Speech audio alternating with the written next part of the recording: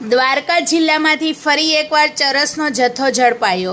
કલ્યાણપુર તાલુકાના રાવલ ગામેથી ચરસનો જથ્થો ઝડપાયો છે। દ્વારકા જિલ્લા એસઓજી દ્વારા મોટી કાર્યવાહી કરવામાં આવી છે, જેમાં રાવલ ગામના 27 વર્ષીય આરોપી રામાચના ગામી ખેતમજૂર પાસેથી ચરસનો જથ્થો મળી આવ્યો છે। આરોપી પાસેથી 1.36 કિલો જેટલો ચરસનો જથ્થો ઝડપાયો છે અને ઝડપાયેલા ચરસની કિંમત અંદાજે 2,64,000 જેવી થાય છે। એસઓજીની ટીમે ચરસ સહિતનો મુદ્દામાલ કબજે કરી નશાના કારોબાર સામે એસઓજી દ્વારા વધુ એક સફળ કાર્યવાહી કરવામાં આવી છે।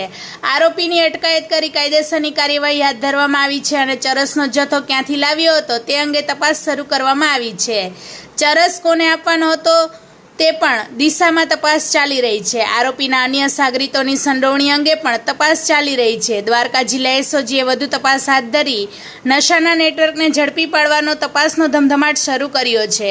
રિપોર્ટર ખુશાલ ગોકાણી, દેવભૂમિ દ્વારકા। વધુ સમાચાર જોવા માટે અમારી યુટ્યુબ ચેનલને સબસ્ક્રાઇબ કરો અને અમારા ફેસબુક પેજ અને ઇન્સ્ટાગ્રામ પેજને ફોલો કરો।